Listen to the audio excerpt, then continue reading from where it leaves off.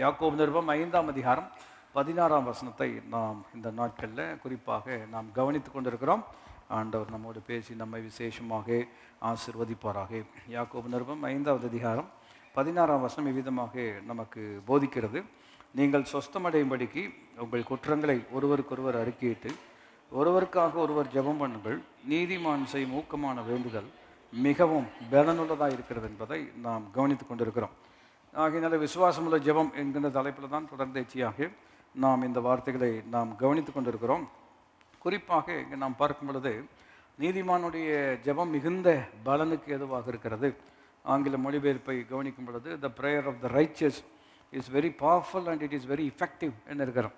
நீதிமானுடைய ஜெபம் இன்னொரு கோணத்தில் எவ்விதம் சொல்லப்படுகிறது என்று கேட்டால் மேக்ஸ் ட்ரமெண்டஸ் பவர் அவைலபிள் என்று வேதம் மொழிபெயர்ப்பை நம்ம கவனிக்கிறோம். அப்போது ஜெபத்தில் ஏன் வல்லமை என்று ஒரு கேள்வி கேட்போம் என்று சொன்னால், யார் ஜெபிக்கிறார்கள், யாரை நோக்கி ஜெபிக்கிறார்கள் என்பதெல்லாம் மிகவும் முக்கியமான ஒரு விஷயமாக இருக்கிறோம். யோனாவின் புஸ்தகத்தை நீங்கள் வாசிப்பீர்கள் என்று சொன்னால், ஒரு பிரச்சனை வரும் பொழுது அந்த மாலுமி சொல்கிறாரு, எல்லாரும் அவர்கள் தேவனை நோக்கி என்ன செய்யுங்கள், கூப்பிடுங்கள் அப்படின்னு சொல்கிறார். அப்படின்னா குறிப்பு என்னவென்று கேட்டால், எல்லாருக்கும் ஜெபம் என்று சொல்லும் பொழுது எல்லாரும் பண்ணக்கூடியவர்களாகத்தான் இருக்கிறார். ஆக அந்த சூழ்நிலையை பார்க்கும் பொழுது அவர்கள் தேவனை நோக்கி ஜெபம் பண்ணுங்கள் என்று சொல்கிறாரு. பாகால் தீர்க்கதரிசிகளும் அவருடைய தெய்வங்களை நோக்கி என்ன செய்கிறார்கள், ஜெபிக்கிறார்கள். அப்போது ஜெபம்னு சொல்லும்போது எல்லாரும் பண்ணக்கூடிய விஷயமா இருக்கிறார். ஆனால் இங்கே பைபிள் ரொம்ப தெளிவாக குறிப்பாக வித்தியாசப்படுத்தி விசேஷப்படுத்தக்கூடியதாக இருக்கிறது. என்னவென்று கேட்டால், நீதிமான் செய்யக்கூடிய ஜெபம் மிகுந்த பலனுக்கேது. அப்போ நீதிமான்னா யார் அப்படின்னு ஒரு கேள்வி கேட்பது ரொம்ப ரொம்ப முக்கியம். நீதிமான்னா ரொம்ப எளிமையான விளக்கம் வேதத்தின் அடிப்படையில் சொல்ல வேண்டும் என்று சொன்னால், one who is rightly related with God, தேவனோடு சரியான விதத்தில் ஒரு உறவுள்ள மனிதன் தான் அவன் நீதிமான் என்று வேதம் போதிக்கிறோம். சரியான உறவுனா எப்படி அந்த உறவை ஏற்படுத்துவது, அமைப்பது என்று ஒரு கேள்வி கேட்போம் என்று சொன்னால், மறுபடியும் வேதம் சொல்லுகிற ஆபிரகாம் கர்த்தரை விசுவாசித்தான், அது அவனுக்கு நீதியாக என்ன செய்யப்பட்டது, எண்ணப்பட்டது. விசுவாசம்னா என்ன அடுத்த கேள்வி கேட்க வேண்டியதாக இருக்கிறது. விசுவாசம் என்று சொன்னால் ஒரு வகையில் நாம் அதை எளிமைப்படுத்த வேண்டும் என்று சொன்னால், it is throw your full weight upon him என்று சொல்லுவாங்க. அதாவது நம்முடைய முழுமையையும் அவர் மேல் சார்ந்து கொள்வது, முழுமையும் அவர் மேல் நாம் சார்த்து வைப்பது என்பது ஒரு வகையில் எளிமையான விளக்கமாக இருக்கிறோம்.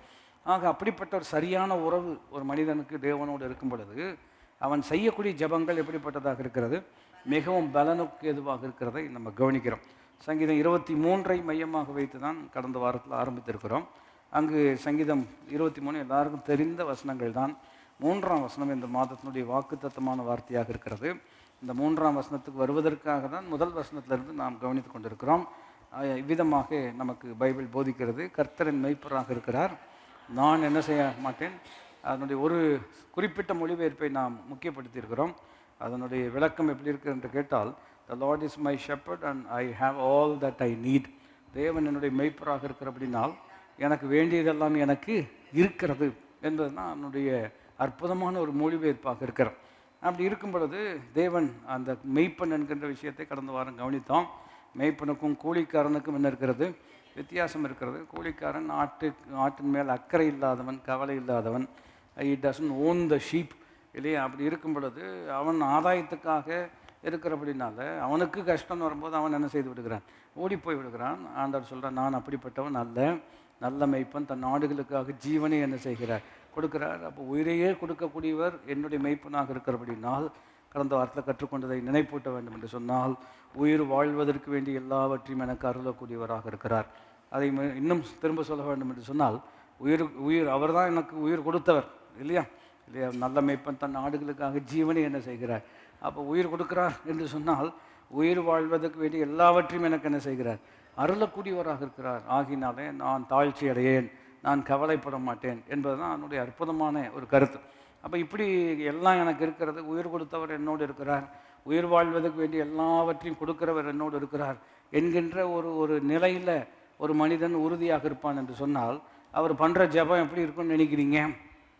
அவருடைய துணியே எப்படி இருக்கும், ரொம்ப வித்தியாசமாக இருக்கும் இல்லையா. அப்போ ஒரு பொருள் வாங்க போகிறீங்க, அப்போ அந்த பொருள் வாங்குவதற்கான பணத்தை காட்டிலும் அதிகமான பணம் உங்கள் கையில் இருக்கிறது என்று சொன்னால், நீங்கள் பேசுகிற தோரணைக்கும் ஒரு பொருள் வாங்க போகிறோம், அந்த பொருள் வாங்குறதுக்கு நம்ம கையில் நம்ம ரேட்டுக்கு ஒத்து வந்துச்சுன்னா நல்லாயிருக்கும் அப்படிங்கிற ஒரு எண்ணத்தில் போய் பேசுகிறவங்களுக்கு என்ன இருக்கிறது, வித்தியாசம் இருக்கிறது.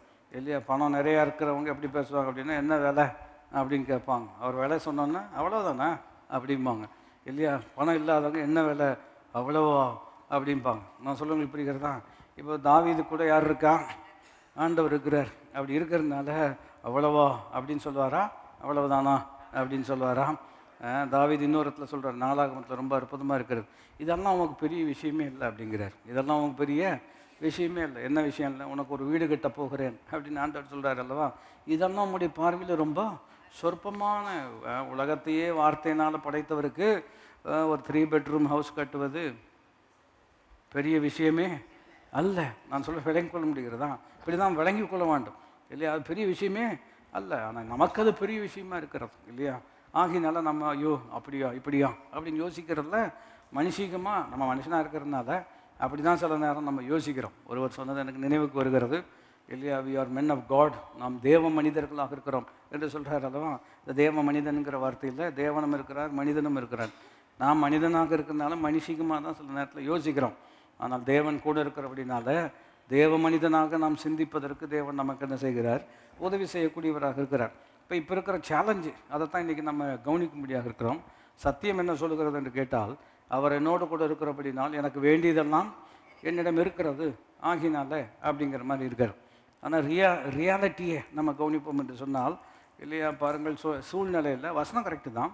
ஆனால் சூழ்நிலையில் பார்க்கும் பொழுது அநேகருடைய வாழ்க்கையில் வெறுமையில் தான் என்ன செய்திருக்கிறார்கள், இருந்திருக்கிறார்கள். அப்போ அந்த நிலையில் இது எப்படி நீதிமான் எப்படி ஜெபம் பண்ணுவார்? எல்லாம் இருக்கிறது அப்படின்னா கையில் பார்க்குற மாதிரி இருக்குது, கையில் இருக்கிறது அப்படின்னு சொன்னோம்னா அவங்களுடைய கண்ணோட்டம் எப்படி இருக்கும்? ரொம்ப வித்தியாசமாக இருக்கும். ஆனால் கையில் இல்லை, ஆனால் கர்த்தர் இருக்கிறாரு, அவர் எல்லாம் கொடுக்க வல்லவராக இருக்கிறாரு அப்படின்னு சொல்லும் பொழுது அந்த நிலையில் அவர்கள் எப்படி அவர்கள் செயல்படுகிறார்கள் என்பது ரொம்ப ரொம்ப முக்கியமான விஷயம். ஏனென்றால் அதனால தான் இந்த சத்தியங்களெல்லாம் விளங்கி கொள்வது ரொம்ப ரொம்ப முக்கியம் இல்லையா? பெற்றுக்கொள் அப்படின்னு சொல்லும்போது சந்தோஷம்தான். பெற்றுக்கொண்டதுக்கப்புறம் கையை காமிங்கன்னா அதே வெறுங்கையாக தான் இருக்குது.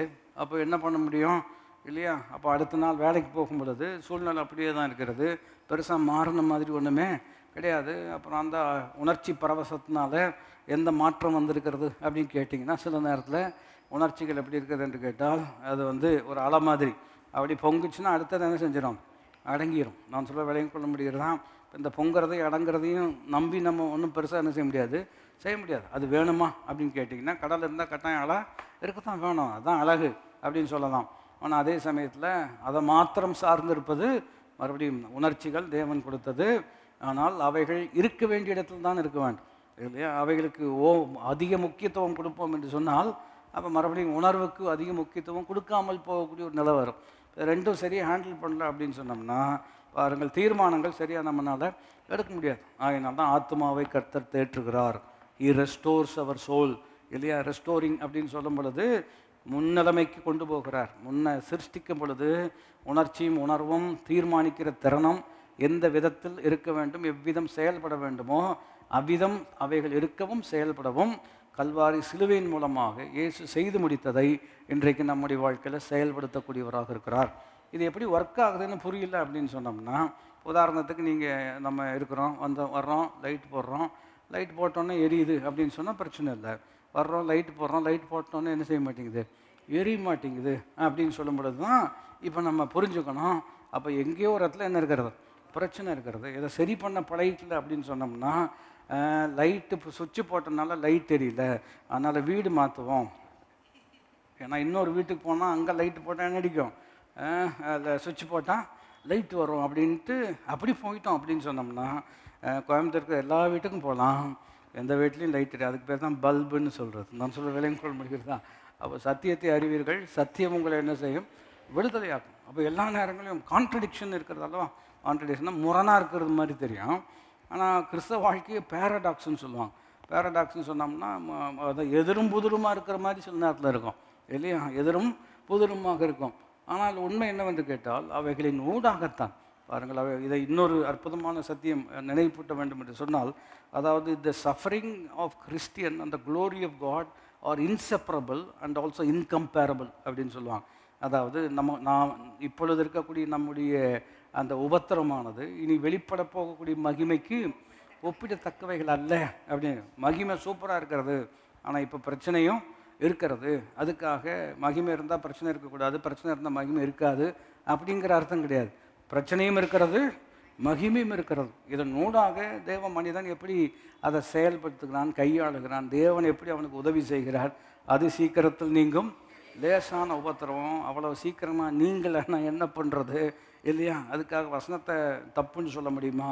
அல்லது நம்மக்கிட்ட தான் குறை இருக்கிறதா இல்லையா? அப்போ வெறும் நம்மக்கிட்ட தான் குறை இருக்குது அப்படிங்கிறது அப்படி நினைப்போம் என்று சொன்னால் பாருங்க, சில நேரத்தில் அதுவும் சரியான நிதானம் இல்லாமல் என்ன செய்கிறது, போய்விடுகிறது. சில நேரத்தில் கர்த்தர் நமக்கு சில விஷயங்களை கற்றுக் கொடுப்பதற்காகவே அந்த பாதைகளில் நம்ம என்ன செய்கிறார், நடத்தக்கூடியவராக இருக்கிறார். அந்த நேரத்தில் ரொம்ப செல்ஃப் கிரிட்டிக்கலாக நம்ம கையாள பழகிட்டோம் அப்படின்னு சொன்னோம்னா நம்மளை வருத்துவதற்கு வேறு யாருமே தேவையில்லை, நாமே போதுமானவர்களாக இருப்போம். அதனால தான் சத்தியத்தினுடைய விவரங்கள் கற்றுக்கொள்வது ரொம்ப ரொம்ப முக்கியம். ஆகினால நாம் கவனிப்போம் என்று சொன்னால், கர்த்தர் என் மெய்ப்பராக இருக்கிறார், எனக்கு வேண்டியதெல்லாம் என்னிடம் என்ன செய்கிறது இருக்கிறது. இப்போ ஒரு ரியாலிட்டியை நம்ம கவனிக்க வேண்டும். 2 கொரிந்தியர் 6வது அதிகாரத்துக்கு நீங்கள் திருப்பிக் கொள்வீர்கள் என்று சொன்னால், இப்போ அப்போஸ்தலனாகிய பவுல் ஒரு உயர்நிலை சொல்கிறார். உண்மையான ஒரு நிலை மனுஷனுடைய வாழ்க்கையில், ஆண்டவரை நம்புகளுடைய வாழ்க்கையில் இப்படிப்பட்ட சூழ்நிலைகள் வருவதற்கு கட்டாயம் வாய்ப்பு இருக்கிறது. ஆனால் இவைகள் நிரந்தரம் அல்ல. இவைகளின் ஊடாக கர்த்தர் எப்படி ஒரு மனுஷனை நடத்துகிறார் என்பதை நாம் கவனிக்க வேண்டும்.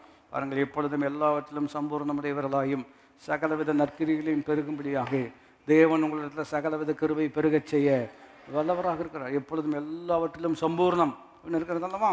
அதை மைண்டில் வச்சுட்டு இப்போ இந்த வசனத்தை எல்லாம் வாசிச்சிங்க அப்படின்னு சொன்னீங்கன்னா பாருங்கள், முரணல்ல, இது ஒரு போகக்கூடிய ஒரு பாதை. எவ்விதம் மேற்கொள்ள வேண்டும் என்பது தான் நாம் கற்றுக்கொள்ள வேண்டிய முக்கியமான சத்தியமாக இருக்கிறது. இப்போ 9ஆம் வசனத்தை நாம் பார்ப்போம் என்று சொன்னால், அறியப்படாதவர்கள் எண்ணப்பட்டாலும் நன்றாய் அறியப்பட்டவர்களாகும், சாகிறவர்கள் என்று எண்ணப்பட்டாலும் உயிரோடு இருக்கிறவர்களாகும், தண்டிக்கப்படுகிறவர்கள் என்று எண்ணப்பட்டாலும் கொல்லப்படாதவர்களாகும், துக்கப்படுகிறவர்கள் என்று எண்ணப்பட்டாலும் எப்பொழுதும் சந்தோஷப்படுகிறவர்களாகும், தரித்திரர் என்று எண்ணப்பட்டாலும் அநேகரை ஐஸ்வர்யவான்களாகிறவர்களாகவும், ஒன்றுமில்லாதவர்கள் என்று எண்ணப்பட்டாலும் சகலவற்றையும் உடையவர்களாக எங்களை நாங்கள் விளங்க பண்ணுகிறோம். அந்த கடைசி பகுதியை தான் நம்ம உதாரணமாக இன்றைக்கி கற்றுக்கொள்ளும்படியாக நாம் எடுத்துக்கொள்கிறோம்.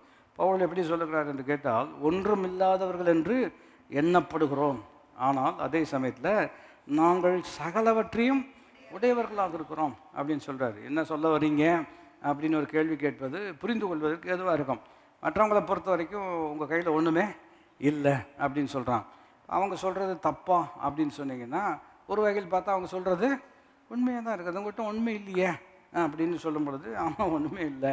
அப்போது கர்த்தரன் மெய்ப்பராக இருக்கிறார், எனக்கு வேண்டியதெல்லாம் எனக்கு இருக்கிறது, அதுக்கு இதுக்கு என்ன சம்மந்தம் அப்படின்னு யாராவது கேட்பாங்க. அவங்க யாரும் கேட்கலன்னாலும் நமக்கே அந்த எண்ணம் வருவதற்கு வாய்ப்பு இருக்கிறது. சங்கீதத்தில் இன்னொரு இடத்துல சொல்கிறாரല്ലോ, உன் தேவன் எங்கே என்று என் சத்துருக்கள் சொல்வது என் எலும்பை உருவ குத்துகிறது போல் இருக்கிறது, என் கண்ணீரே எனக்கு என்ன ஆயிற்று, உணவாயிற்று அப்படின்னு சொல்கிறார். என் நிமித்தம் உம்மை நம்புகிறவர்கள் வெட்கப்பட்டு போகாதபடிக்கு அப்படின்னு சொல்கிறார். அப்படின்னு என்ன அர்த்தம்? நான் ஜெபம் பண்ணுறேன், கர்த்தர் எனக்கு சந்திப்பார்னு நான் சொல்லியிருக்கிறேன், இதை கவனிச்சுட்டே இருக்கிறாங்க, நீ சந்திக்காமல் அப்படி ஒரு நிலை வரும் என்று சொன்னால் என் நிமித்தம் இன்னொருவர் என்ன செய்யக்கூடாது, விசுவாசத்தில் குறைஞ்சிட போகக்கூடாதுங்கிற மாதிரியெல்லாம் வார்த்தைகள் எல்லாம் அங்கே சொல்லப்படுகிறோம். இது எதை காண்பிக்கிறது என்று நாம் ஒரு கேள்வி கேட்போம் என்று சொன்னால், இப்படிப்பட்ட நிலைகள் வரத்தான் செய்கிறது. உதாரணங்களெல்லாம் பின்பு நம்ம கவனிக்க முடியாது இருக்கிறோம். இப்படிப்பட்ட சூழ்நிலை வரத்தான் செய்கிறது. ஆனால் கையில் ஒன்றும் இல்லை அப்படிங்கிறது உண்மை. ஆனால் வெறும் கையில் இருக்கிறத மாத்திரம் பார்த்துட்டு இருக்கிறோம் அப்படின்னு சொன்னோம்னா, மறுபடியும் இன்னொரு அற்புதமான ஒரு ரியாலிட்டியை, ஒரு ஈரநிலையை நாம் கணக்கில் கொண்டு வராமல் பார்க்கக்கூடியவர்களாக இருக்கிறோம். ஆகையினால தான் விசுவாசம் என்பது நம்பப்படுகிறவர்களுடைய உறுதியும் காணப்படாதவர்களுடைய நிச்சயம். இன்னொரு வசனம் சொல்லுகிறது அல்லவா, we walk by faith and not by சைட்னு இருக்கிறோம். நாம் கண்டு நடக்கிறவர்கள் அல்ல, விசுவாசித்து நடக்கிறவர்கள் அப்படின்னு சொல்லும் பொழுது மறுபடியும் பிளைண்ட் ஃபெய்த்துன்னு ஒரு வார்த்தை இருக்கிறது. என்ன ஃபெய்த்துங்க? அதாவது குருட்டுத்தனமான நம்பிக்கைன்னு சொல்வார் இல்லையா? மறுபடியும் அதுக்கும் பைபிளுக்கும் என்ன கிடையாது, சம்பந்தம் கிடையாது. ஒரு விதமாக சொல்வார்கள், பிளைண்ட் ஃபெய்த்து கிடையாது, அதாவது லீப்பிங் இன் டு த டார்க்னு சொல்லுவாங்க. இதெல்லாம் ஆங்கில ஒரு எக்ஸ்ப்ரெஷன் இல்லையா, ஒரு விஷயத்தை சொல்லக்கூடிய ஒரு விதம். ஃபெய்த்துன்னு என்ன அர்த்தம் அப்படின்னா, ஒன்றும் தெரியாது, இருந்தாலும் கண்ணை மூடிட்டு எட்டி குதிச்சிடுறது, லேண்ட் ஆனால் லேண்ட் ஆகும், இல்லைன்னா போய் சேரணும்னா போய் தான் சேரணும் அப்படிங்கிற மாதிரி நினச்சிக்கிறாங்க விசுவாசம். விசுவாசம் அப்படியெல்லாம் ஒன்றும் கிடையாது. இப்போ ஆண்டவர் சொல்கிறார், இன்னொரு அற்புதமான ஒரு உதாரணம்.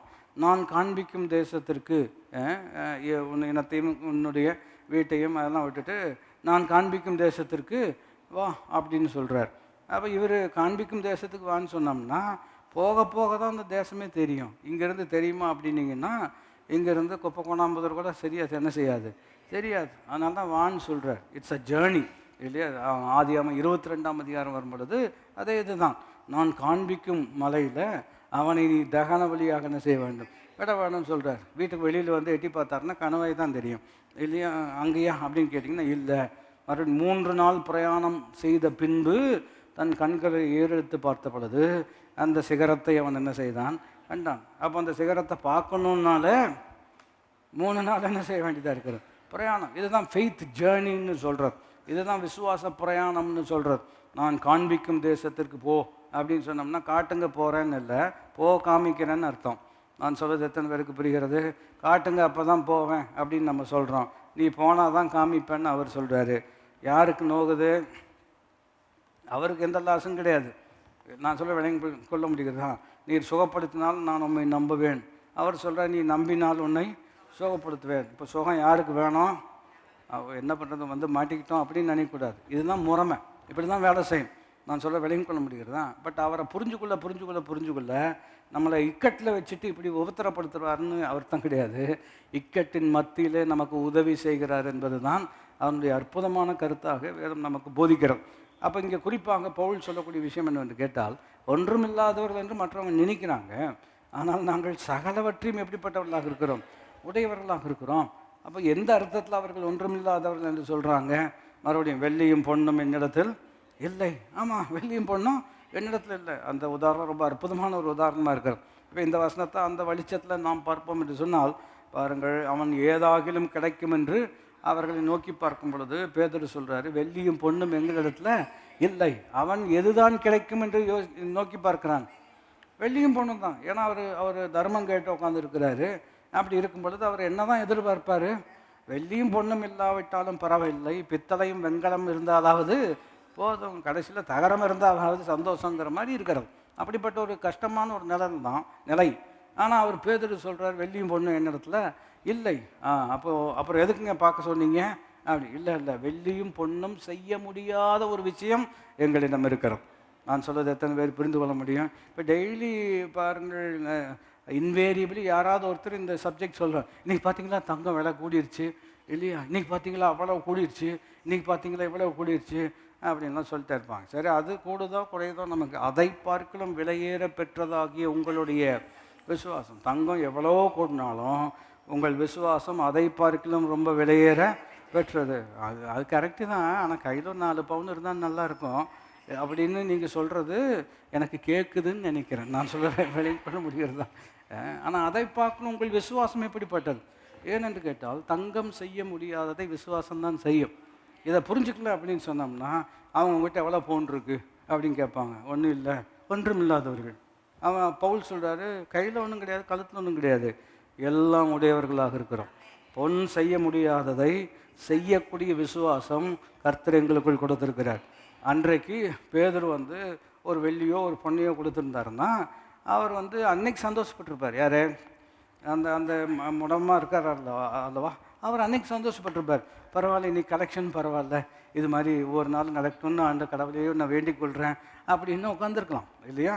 ஆனால் அன்னைக்கு வெள்ளியும் பொண்ணும் செய்ய முடியாததை ஒன்று செய்திருக்கிறது. அப்போ வெள்ளியும் பொண்ணும் எங்களிடத்தில் இல்லை என்று சொன்னால் ஒன்றும் இல்லாதவர்கள் என்று எண்ணப்பட்டாலும் நாங்கள் சகலவற்றையும் உடையவர்களாக இருக்கிறோம். இன்றைக்கு நான் உங்களுக்கு சொல்கிறேன், உங்கள் கையில் ஒன்றும் இல்லை, சகலவற்றையும் கர்த்தர் உங்களுக்கு கொடுத்துருக்கிறார். நான் சொல்லுகிறேன், கையில் இது இருந்தால் நல்லா இருக்குங்கிறத புரிஞ்சுக்கிறோம். அதை நம்ம மட்டுப்படுத்தலை, உலக சிஸ்டம் புரியாமல் பேசலை, அதெல்லாம் நமக்கு புரியத்தான் செய்கிறது. ஆனால் மறுபடியும் சொல்லுகிறேன், வெள்ளியும் பொண்ணும் செய்ய முடியாததை வார்த்தை செய்யக்கூடியதாக இருக்கிறது.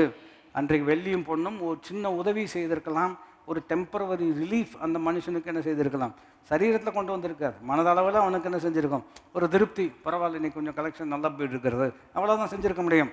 ஆனால் வார்த்தை செய்யக்கூடியதை வெள்ளியும் பொண்ணும் ஒருபோதும் செய்ய முடியாது. அதனால் உலகம் இது இருந்தால் தான் செய்யும், இது இருந்தால் தான் செய்ய முடியும்னு சொல்கிறத ஏற்றுக்கொள்கிறோம்.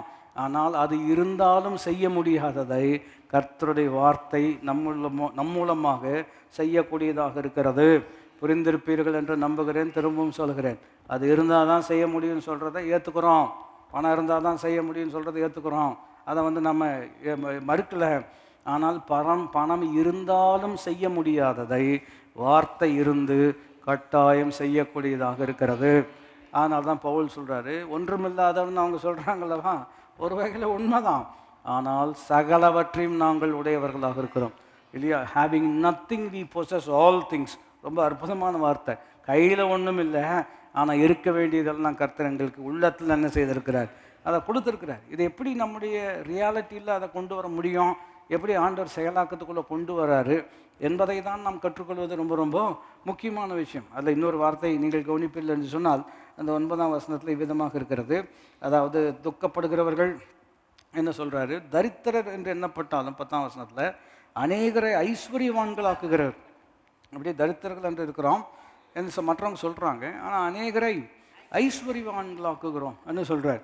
எந்த வகையில் அப்படின்னு கேட்பீர்கள் என்று சொன்னால், யாக்கோபு நிருபத்தில் இருக்கிறது. அதாவது விசுவாசத்தில் ஐஸ்வர்யம் உள்ளவர்கள் எப்படி இருக்கிறதுங்க, விசுவாசத்தில் ஐஸ்வர்யம் உள்ளவர்கள் நற்கிரியைகளில் ஐஸ்வர்யவான்களாகவும் அப்படின்னு 1 தீமோத்தி 6 நீங்கள் கவனிக்க முடியும். இப்போ விசுவாசத்தில் ஐஸ்வர்யம், அதை மறுபடியும் இங்கே கவனிக்கிறோம். தரித்திரர் என்று சொன்னால் இல்லாமல் இருக்கிறது, இயலாமல் இருக்கிறது. இது 2 இருந்தாலே தரித்திரம்ங்கிறத எளிமையாக விளங்கிக்கலாம். ஒன்று இல்லை, இன்னொன்று நம்மளால் முடியல. ரொம்ப எளிமையாக அதை உதாரணத்தை பார்த்தோம்னா, பணம் இருந்துச்சுன்னா எதையும் நம்மளால் செய்ய முடியுங்கிறது ஒரு வகையில் சரிதான். ஆனால் அது இல்லை என்று சொன்னால் நீங்கள் நினைச்சாலும் செய்ய முடியாதுங்கிறது உண்மையாக மாறிடுது. அதுதான் தரித்திரம்னு ஒரு வகையில் சொல்லலாம். ஆனால் பவுல் என்ன சொல்கிறாரு, தரித்திரர்கள் என்று எண்ணப்பட்டாலும் அநேகரை நாங்கள் என்ன செய்ய முடியும், ஐஸ்வர்யவான்களாக மாற்றுகிறோம் அப்படின்னு சொல்கிறார். ஏன்னா உங்களுக்கே இல்லைங்கிறீங்க, அப்புறம் எப்படி மற்றவங்களை ஐஸ்வர்யவான்களாக மாற்றுகிறீர்கள் அப்படின்னு ஒரு கேள்வி கேட்டால் மறுபடியும் இதே கதை தான்.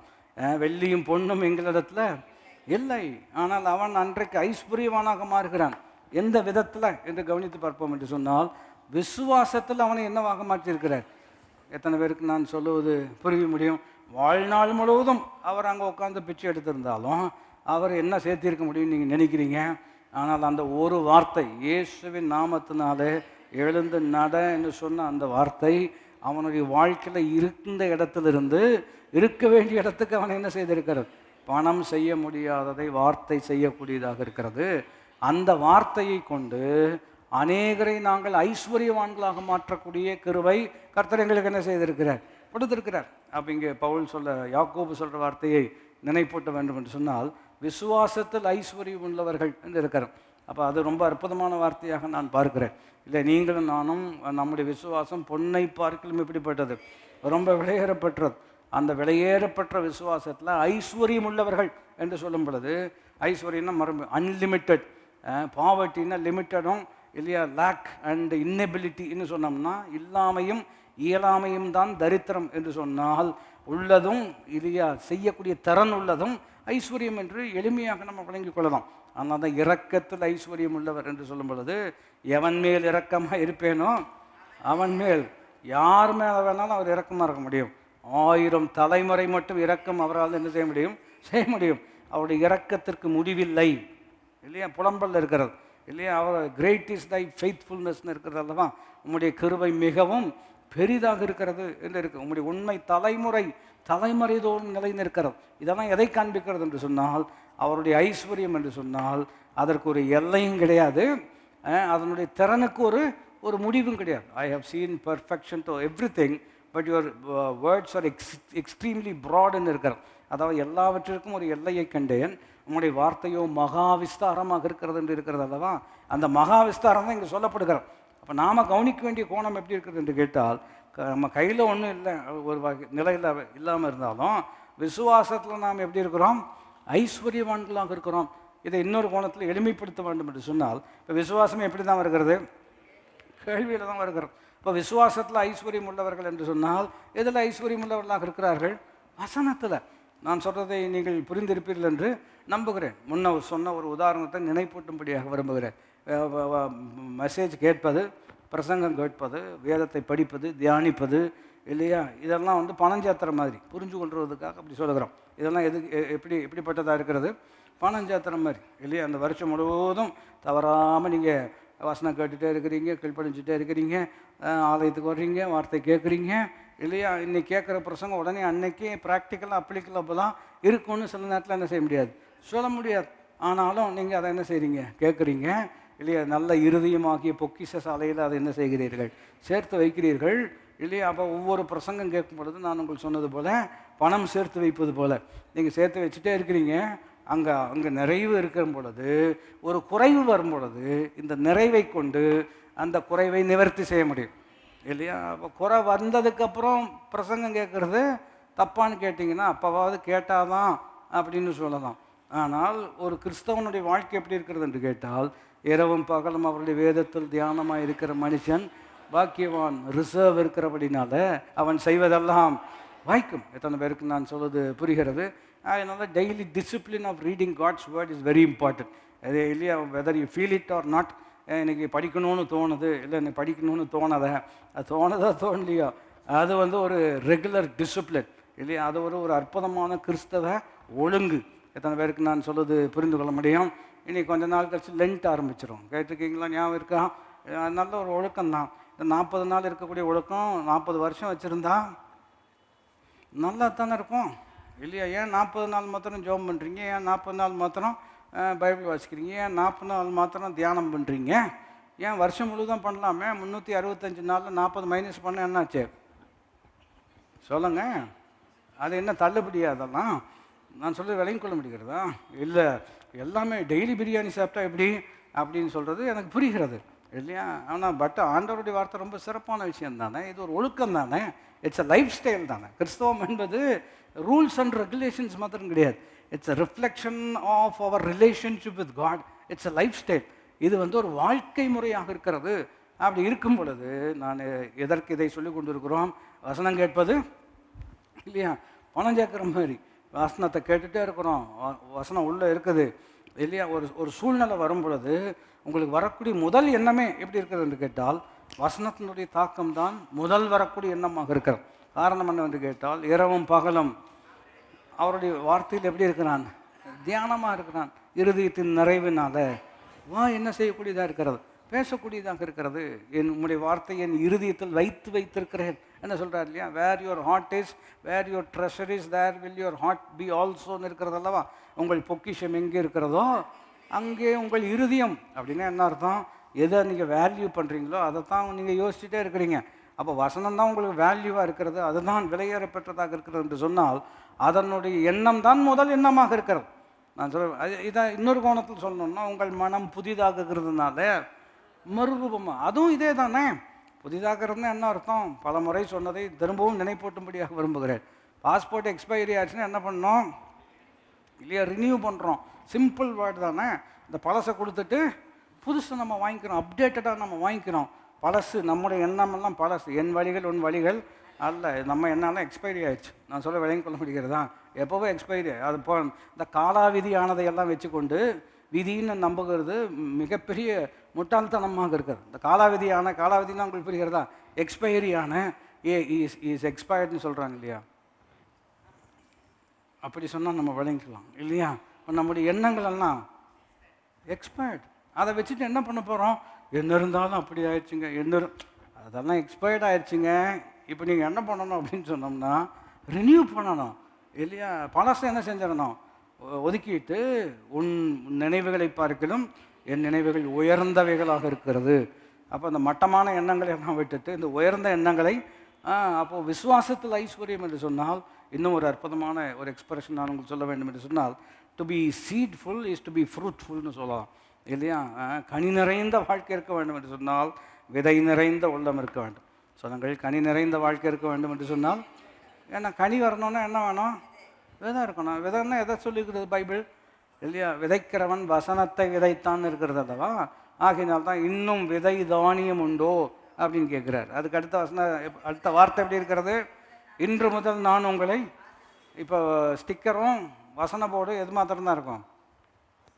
இன்று முதல் நான் உன்னை ஆசீர்வதிப்பேன். என்றுன்னு பக்கத்தில் ஒரு கேள்வி போட்டு அது என்றேன்னு நமக்கு என்ன செய்யாது, தெரியாது இல்லையா? இன்றுன்னா என்ன? அதுக்கு முந்தின வார்த்தை எப்படி இருக்கிறது?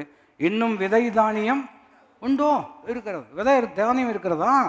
விதை இருக்கிறது என்று சொன்னால் விளையச் செய்கிறவர் இருக்கிறார் இல்லையா? எப்போ விதைக்கிறோமோ அன்றைக்கி தான் அது என்ன செய்யும்? விளைய ஆரம்பிக்கும். கையில் விதை வச்சிருக்கிற வரைக்கும் விளைவதற்கு வாய்ப்பே கிடையாது. நம்ம கிச்சனில் டப்பாவாக நிறைய விதைகள்லாம் வச்சுருக்கிறோம். மல்லி கிள்ளி ஏகப்பட்டது இருக்கும், உங்களுக்கு தெரியும். அது டப்பாவில் இருக்கிற வரைக்கும் அது அப்படி தான் இருக்கும் இல்லையா? நம்ம ஒரு டப்பாவில் போகிற வரைக்கும் பாக்ஸுக்கு அது அங்கே தான் இருக்கும். நான் சொல்கிறது விளையும் கொள்ள முடிகிறதா? ஆனால் அது எப்போது நிலத்துக்கு போதோ அன்றைக்கி என்ன செஞ்சிடும் இல்லையா? ரசத்துக்கு தக்காளி பொழிஞ்சு அப்புறம் இப்படி தூக்கி வீசினதுலாம் தக்காளி வருது. அதை சிருஷ்டித்த வார்த்தை இருக்கிறது அல்லவா? நான் சொல்வது நீங்கள் புரிந்திருந்தால் ஜெயிச்சிருக்கலாம் இல்லையா? அவர் வார்த்தையினால் சிருஷ்டித்த விதைக்கே சும்மா நிலத்தில் போட்டால் விளையக்கூடிய திறன் வைத்திருப்பார் என்று சொன்னால் வார்த்தைக்குள்ளே எவ்வளோ வச்சிருக்கிறாரு? ஒன்றுமே இல்லை. யார் சொன்னால் ஒன்றுமே இல்லை? வசனம் இருக்கிறது. சொல்லுங்கள், எத்தனை பேர் சொல்ல முடியும்? வசனம் இருக்குது, அதுவும் புரிஞ்சுக்கிறேன் இல்லையா? இருக்குது இல்லை, வசனம் இல்லை அப்படின்னு சொன்னால் தான் நம்ம வருத்தப்படணும். வசனம் இருக்குது, வச்சுட்டு என்ன பண்ணுறது, எப்படி செயல்படுத்தணுங்கிறத நம்ம என்ன செய்ய வேண்டும்? பழையக்கும். விதைக்கிறவனுக்கு விதையையும் புசிக்கிறவனுக்கு ஆகாரத்தையும் கொடுக்கிறவர் விதையை பெருக பண்ணி, விதையை என்ன செய்கிறார்? விதை எப்போ பெருகும் இல்லையா? சீடு வில் மல்டிப்ளை த சீடுன்னு இருக்கிறது அல்லவா? இந்த சீடை மல்டிப்ளை எப்படி பண்ண முடியும்? நமக்கு எல்லாருக்குமே விஷயம் தெரியும். விஷயம் தெரியாதவர்கள் யாருமே கிடையாது. விதை எப்போ பெருகிறது என்று கேட்டால், விதைக்கப்படும் பொழுது அந்த விதையிலிருந்து வளர்ந்து அதில் ஒரு கனி வந்து அந்த கனியில் ஒரு விதையிலிருந்து வந்த கனிக்குள் பல விதைகள் இருந்து அப்படி தான் என்ன செய்கிறது? பெருகுகிறது. ஒரு வசனத்தை தான் ஆரம்பிக்கிறோம், ஆனால் இதிலிருந்து பல வார்த்தைகளை கர்த்தர் கொடுத்து விசுவாசத்தில் உங்களை ஐஸ்வர்யவான்களாக மாற்றுகிறார். ஆனால் உலகம் என்ன சொல்கிறது? உங்களிடத்தில் ஒன்றுமே இல்லை. நான் முன்பு சொன்னது போல் பேதர், ஆமாம் ஒன்றும் இல்லை, ஆமாம் ஒன்றும் வெள்ளியும் பொண்ணும் இல்லை, ஒத்துக்கிறோம். ஆனால் வெள்ளினாலும் பொன்னினாலும் செய்ய முடியாததை செய்யக்கூடிய வார்த்தை கர்த்தர் எங்களுக்குள் வைத்திருக்கிறார். இன்னும் சொல்ல வேண்டும் என்று சொன்னால், வெள்ளியையும் பொன்னையும் உண்டாக்கக்கூடிய வார்த்தை. வெள்ளியும் பொண்ணுங்க எப்படிங்க வந்தது? It's a very chemical chain reaction that took millions and millions. அதான் இருக்கட்டும். பைபிளில் பை ஃபெய்த் வி அண்டர்ஸ்டாண்ட் அப்படி தான் இருக்கிறது. விசுவாசத்தினாலே, ஆங்கில வார்த்தை பை ஃபெய்த் வி அண்டர்ஸ்டாண்ட் அப்படின்னு என்ன அர்த்தம்? வார்த்தையினால தான் புரிந்து கொள்ளுதலே வருகிறது. வார்த்தை என்ன சொல்லுகிறது என்று கேட்டால், பூமியும் அதன் நிறைவும் வெள்ளியும் பொன்னும் யாருடையது? ஏனென்றால் அவர் அதை என்ன செய்திருக்கிறார்? சிருஷ்டித்திருக்கிறார். எப்படி சிருஷ்டித்திருக்கிறார்? வார்த்தையினால தானே. அப்போ நம்ம எப்படி ஐஸ்வர்யவானாக மாற்றுகிறார்? விசுவாசத்தில். விசுவாசம் எப்படி வருகிறது? எதை கேட்பதினால் வருகிறது? அதனால தான் கேட்டுகிட்டே இருக்கிறோம். நான் சொல்வது எத்தனை பேர் புரிந்து கொள்ள முடியும்? அப்போ கேட்டுகிட்டே இருக்கிறோம். கேட்டுகிட்டு இருக்கும்போது ஒன்றும் இல்லைன்னு மற்றவங்க நினைக்கிறாங்க. ஆனால் அவங்களுக்கு புரிய மாட்டேங்குது. இந்த வார்த்தைக்குள்ளே வேண்டியதெல்லாம் இருக்கிறது. அதனால தான் 2ஆம் வசனம் வரும்பொழுது சங்கீதம் 23, புல்லுள்ள இடங்களில் என்னை மேய்த்து அமர்ந்த தண்ணீர் என்னை, அது வரும்போது தான் நம்ம கவனிக்கணும் இல்லையா? அதனால தான் மேய்ச்சல்னு இருக்கிறதெல்லாம். மேய்ச்சல்னு சொல்லும் பொழுது சத்தியத்தை மேய்ந்துகொள் அப்படின்னு இருக்கிறது. தேசத்தில் குடியிருந்து, சங்கீதத்தில் இருக்கிறதெல்லாம் தேசத்தில் குடியிருந்து சத்தியத்தை மேய்ந்துகொள். அதாவது சர்ச்சுக்கு வந்து சத்தியத்தை புரிந்துகொள் அப்படின்னு சொல்வதும் சரிதான். ஏன்னா சில நேரங்களில் சில ஆலயங்களுக்கு போகும் பொழுது குறையாக சொல்ல முடியாது. அவன் பேசுகிறவங்களும் ஒரு விதமாக பேசக்கூடியவங்களாக இருப்பாங்க. கேட்குறவங்களுக்கு அது அவர் என்னமோ அவர் வேலையை அவர் பண்ணுறாருங்க. அவர் வேலையை அவர் பண்ணுறாரு. 20 நிமிஷம் கொஞ்சம் பொறுத்துக்கிட்டிங்கன்னா சீக்கிரம் செஞ்சுருவார், முடிச்சிடுவார். அப்போ நம்மளை பொறுத்த வரைக்கும் சர்ச்சுக்கு போனோமா? ஆமாம் போனோம் இல்லையா? மெம்பர்ஷிப் ரினியூ ஆகிருக்கிறது, கவுண்டமலையை காத்திருக்கிறது, அவ்வளோதான் நம்ம வாழ்க்கை அப்படிங்கிற மாதிரி சிலர் போயிட்டுருப்பாங்க. அதுக்கு நமக்கு என்ன கிடையாது, சம்மந்தம் கிடையாது. பிரயோஜனமானவைகளை நான் உனக்கு போதித்து நீ நடக்க வேண்டிய வழியிலே உன்னை நடத்துகிற உன் தேவனாகிய கர்த்தர் நானே. எத்தனை பேர் புரிந்தாமே என்று சொல்ல முடியும்? அப்போ குறிப்பு நாம் கவனிக்க வேண்டும் என்று சொன்னால், ஒன்றுமில்லாதவர்கள் நினைக்கிறாங்க. ஆனால் பவுல் சொல்கிறார், நாங்கள் சகலவற்றையும் உடையவர்கள். எந்த வகையில் நீங்கள் சொல்கிறீங்க? உங்கள் கையை பார்த்தா வெறுங்கையாக தானே இருக்கிறது. ஆமாம், கையை மாத்திரம் நீங்கள் பார்க்கக்கூடாது, இருதயத்தை கவனிக்க வேண்டும். இருதயமாகிய பலகையில் ஆவியை கொண்டு வார்த்தை என்ன செய்திருக்கிறார்? எழுதியிருக்கிறார். அவருடைய வாயிலிருந்து புறப்படக்கூடிய ஒவ்வொரு வார்த்தையும் வெறுமையாய் திரும்பி வராமல் அவர் விரும்பின காரியமாகும்படி வாய்க்கும். அந்த வார்த்தையை தான் எங்கள் இருதயத்திலும் வைத்திருக்கிறார். அப்படி தான் இருக்கிறது. ரோமர் 10 இந்த வார்த்தை உங்களுக்கு தூரமாக, உங்களுக்கு சமீபமாயும் உங்கள் இருதயத்திலும் உங்கள் வாயிலும் இருக்கிறோம் இல்லையா? இதுவே நாங்கள் பிரசங்கிக்கிற விசுவாச வார்த்தை. அது அடுத்த வசனம் தான் இப்படி இருக்கிறது. உங்கள் இருதயத்தில் விசுவாசித்து உங்கள் நாவினால் அறிக்கை செய்யும் பொழுது ரட்சிப்பு உண்டாக, விசுவாசிக்கும் பொழுது நீதி உண்டாகுகிறது. அறிக்கை செய்யும் பொழுது என்ன உண்டாகுகிறது? அதுக்கு அடுத்த வசனம், விசுவாசிக்கிறவன் எவனும் வெட்கப்பட்டு போவதில்லை என்று வேதம் சொல்லுகிறது. எத்தனை பேர் புரிந்தாமேன்னு சொல்ல முடியும்? இதுதான் அற்புதமான கோர்வை.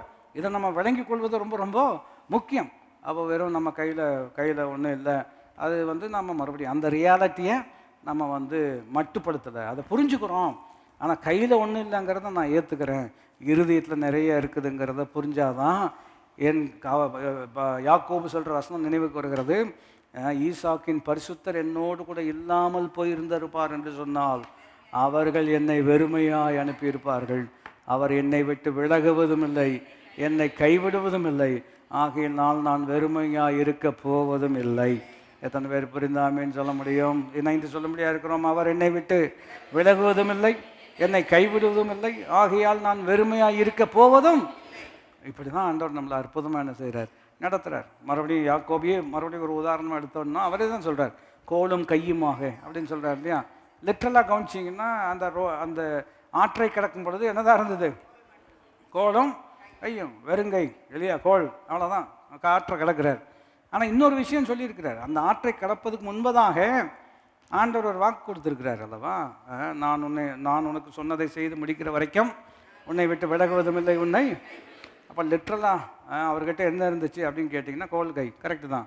ஆனால் வெறும் கோல் கை மாத்திரம்தான் இருந்தது தான் இல்லையா? 2 பரிவாரங்களோடு திரும்பி வருவதற்கு கையில் அந்த மேஜிக் வாண்டா வச்சுருக்கிறாரு இல்லையா? அந்த இடத்தை விட்டு போவதற்கு முன்பதாக ஆண்டவர் ஒரு வாக்கு கொடுத்துருக்கிறார். நான் உன்னை சமாதானமாக திரும்பி வர பண்ணுவேன். சமாதானம்னா என்ன அர்த்தம்? மறுபடியும் வார்த்தையினுடைய அடிப்படை விளக்கம் தெரிஞ்சாதான் ஒரு சென்டென்ஸில் அது எப்படி பொருந்துங்கிறது நம்ம என்ன செய்ய முடியும், படிச்சுக்கொள்ள முடியும். ஒரு வகையில் அற்புதமாக வேதத்தின் கண்ணோட்டத்தில் கவனியும். சமாதானம்னா என்ன? இருக்க வேண்டியவைகள் எல்லாம் இருக்க வேண்டிய விதமாக இருப்பது. இப்போ ஒன்றுமில்லாமல் போகிற வாழ்க்கையே இருக்க வேண்டிய விதமாகவே நீ ஒரு பெரிய ஏமாத்துக்காரன், பெரிய ஃப்ராடு, ஏமாற்றிட்டு தான் என்ன செய்கிற போகிற. வாழ்க்கையில் குணத்தில் குறைவு இருக்கிறது, எல்லாத்துலேயும் குறைவு இருக்கிறது. நான் உன்னை சமாதானத்தோடு என்ன செய்வேன் அப்படின்னா என்ன அர்த்தம்? அந்த அடுத்த 20 வருஷத்தில் அவருக்கு கற்றுக் கொடுக்க வேண்டியதெல்லாம் கற்றுக் கொடுத்த எல்லாம் ஏமாற்றம் இல்லையா, எல்லா கான்ட்ரடிக்ஷன்ஸ் இன் லைஃப் இதனோடாக போய் இல்லையா ஒன்றா நல்லா புரிஞ்சுக்கிட்டார். கர்த்தாவே நீர் என்னை ஆசீர்வதித்தாலே ஒழிய வேறு எந்த விதத்திலும் ஆசீர்வாதம் வருவதற்கு வாய்ப்பே கிடையாது அப்படின்னு சொல்கிறார். ஆண்டவர் சொல்கிறார், இனி உன் பேர் யாக்கோப் இல்லை, உன் பேர் இஸ்ரவேல்னு சொல்கிறார். It's not a name change, it's a transformation. இது பெயர் மாற்றம் அல்ல, வாழ்க்கையில் உருமாற்றம். வாய்திறந்து சொல்ல முடியாது இருக்கிறோம், பெயர் மாற்றம் அல்ல, உருமாற்றம். அதனால இன்றைக்கும் யாக்கோபின் தேவன் நமக்கு உயர்ந்த அடைக்கலம் இல்லையா? இது வெறும் பேர் மாற்றம் கிடையாது. வெறும் பேர் மாத்திரம் மாறினா எல்லாம் மாறின்னு சொன்னோம்னா நம்ம வார்த்தைக்கு ஒரு பேர் வச்சுக்கலாமே, நான் சொல்ல விளங்கி கொள்ள முடிகிறதா? அது இல்லையே. இது உருமாற்றம் தானே. நம்முடைய தன்மையில் கர்த்தர் என்ன கொண்டு வருகிறார்? மாற்றம் கொண்டு வருகிறார். அப்போ அவர் சொல்கிறார், வெறும் கையில் கோலும் கையுமாக போனேன். உண்மை, ஒரு ரியாலிட்டியில் கோலும் கையுமாக தான் போனீங்க. ஆனால் இன்னொரு கண்ணோட்டத்தில் பார்ப்பீர்கள் என்று சொன்னால் அந்த கோலும் கையும் செய்ய முடியாததை செய்யக்கூடிய வாக்கு தத்தத்தோடு தான் போயிருக்கிறீர்கள். ஆகினால தான் பாருங்கள், ஆபிரகாம் சொல்கிறார் அல்லவா, நாம் சகோதரர், நாம் வாக்குவாதம் பண்ண வேண்டிய அவசியம் கிடையாது. காரணம், ஏற்கனவே கர்த்தர் வாக்கு தத்தங்களை என்ன செய்திருக்கிறார், கொடுத்திருக்கிறார். எத்தனை பேருக்கு சொல்வதை விளங்கி கொள்ள முடிகிறது? நம்ம கவனித்து பார்ப்போம் என்று சொன்னால், having nothing yet possessing all things, ஒன்றும் இல்லை ஆனால் எல்லாவற்றையும் நாங்கள் உடையவர்களாக இருக்கிறோம் என்று சொல்லும் பொழுது மறுபடியும் ஜெபம் எப்படிப்பட்ட நிலையிலிருந்து வருகிறது என்று கவனிப்போம் என்று சொன்னால், லிட்ரலாக கவனித்தோம் என்று சொன்னால் கையில் ஒன்றும் இல்லை, ஆனால் எல்லாவற்றையும் கொடுக்கக்கூடியவர் எங்கே தான் இருக்கிறார், கூட தான் இருக்கிறார். அப்போ எப்படி ஜெபம் பண்ணுறது இல்லையா? ஈர்நிலையை சொல்லி ஜெபம் பண்ணுறது தவறா அப்படின்னு கேட்டிங்கன்னா, ஈர்நிலையை சொல்லி ஜெபம் பண்ணுறதுல தவறே கிடையாது. இப்போ யோசபாத்து ஜெபம் பண்ணுறாரு அல்லவா, எங்களுக்கு என்ன செய்வதென்று தெரியவில்லை, செய்வதற்கான வேதனம் இல்லை. இப்படி ஜெபம் பண்ணுறதுல என்ன தப்பு? ஒரு தப்பும் கிடையாது. இப்போ ஜெபம் பண்ணும் பொழுதே கர்த்தர் எங்கே தான் இருக்கிறாரு, கூட தான் இருக்கிறாரு. அதே ஜெபத்திலையும் சொல்லிடுறாரு, எங்கள் கண்கள் உண்மையே நோக்கி இருக்கிறது. அப்போது இயர்நிலையை சொல்லி ஜெபம் பண்ணுறதுல தப்பு இல்லை. ஆனால் இன்னும் அதில் ஒரு தேர்ச்சி, ஒரு புரிந்து கொள்வதற்குள்ளே நம்ம வருவது ரொம்ப ரொம்ப நல்லது. அப்போ சில உதாரணங்களை நாம் கவனிப்போம் என்று சொன்னால், ரொம்ப அற்புதமாக ஆண்டவராக இயேசு அதை டெமான்ஸ்ட்ரேட் பண்ணியிருக்கிறார் இல்லையா? ஒன்றும் இல்லாதவர்கள் என்று எண்ணப்பட்டாலும் சகலவற்றையும் உடையவர்களாக இருக்கிறோம் இல்லையா? கர்த்தரன் மெய்ப்பராக இருக்கிறார், எனக்கு வேண்டியதெல்லாம் எனக்கு இருக்கிறபடினால் நீதிமான் செய்ய அப்படிப்பட்டவரோடு உறவுள்ளவன் செய்யக்கூடிய விண்ணப்பத்தின் தொனியில் எப்படி இருக்கிறது?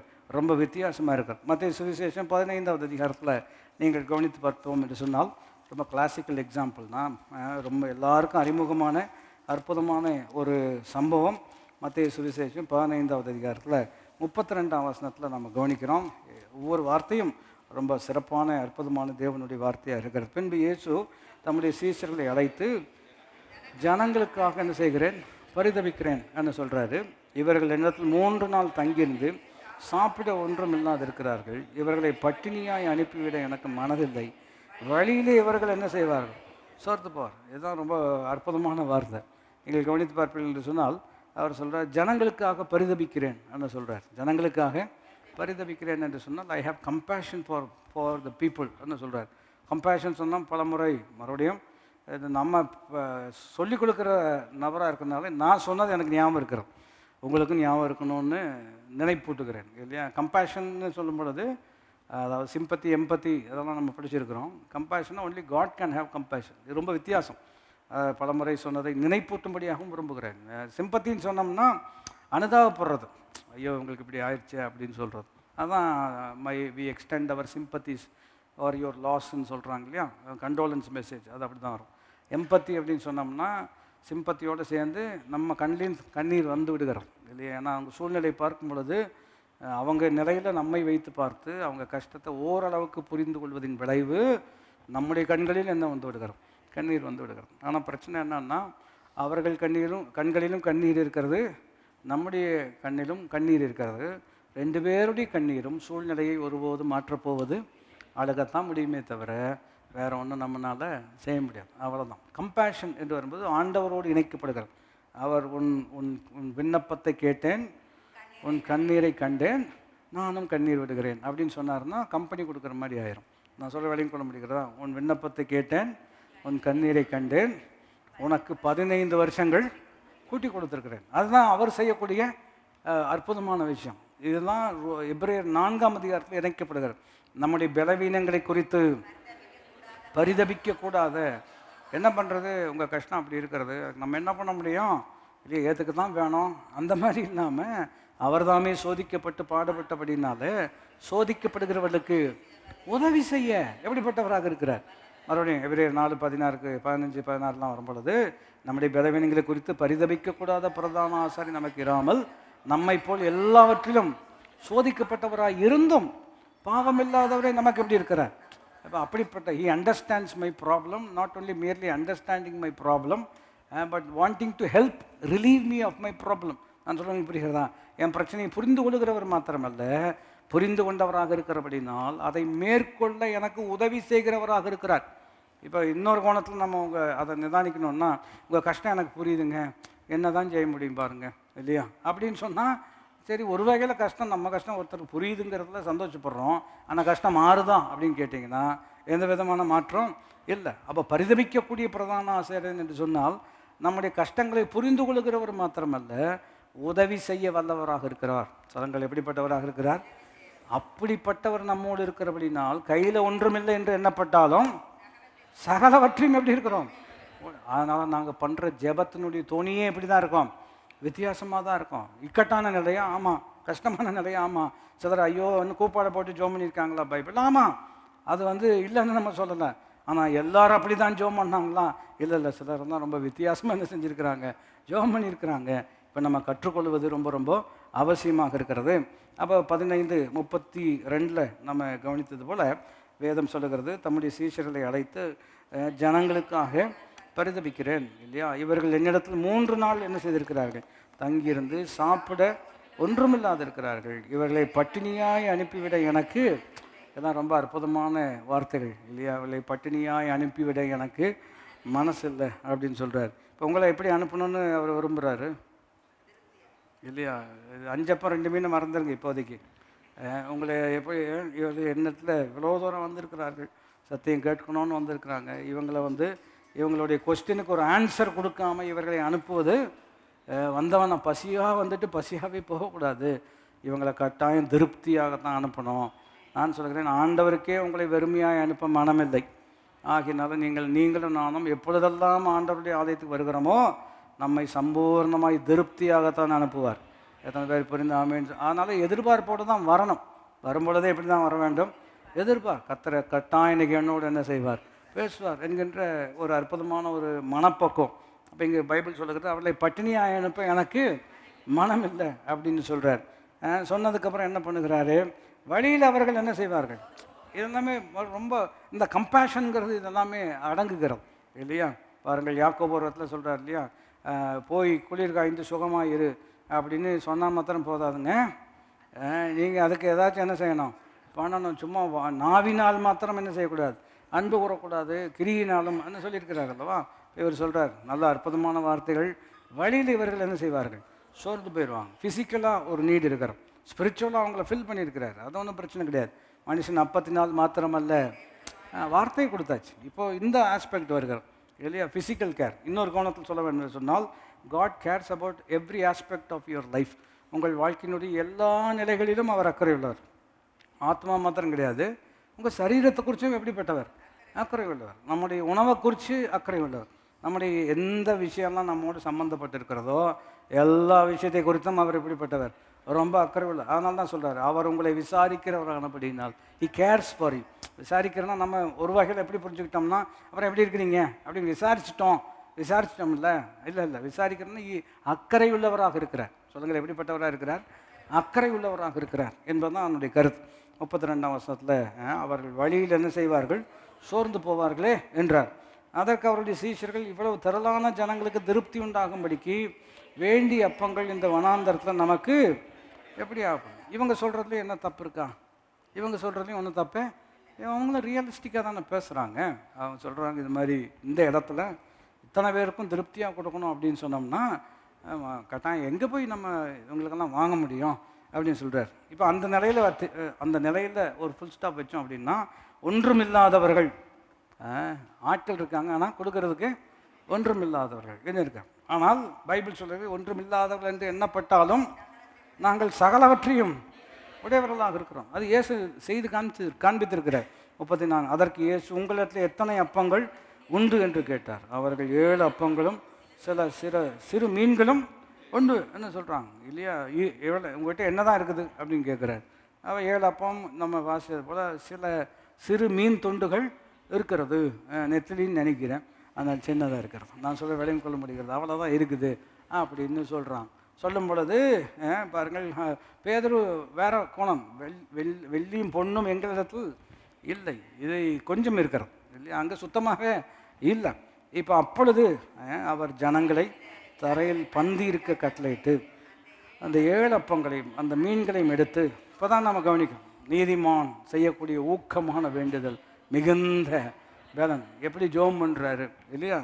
இப்போது ஆட்கள் நிறைய பேர் இருக்கிறாங்க, கையில் ரொம்ப குறைவு இருக்கிறது. சில நேரங்கள் ஆட்கள் இருக்கிறாரு, கையில் ஒன்றுமே இல்லாத ஒரு சூழ்நிலையும் வந்திருக்கிறது. அப்படிப்பட்ட நிலையில் எப்படி ஜெபம் பண்ணுறாரு?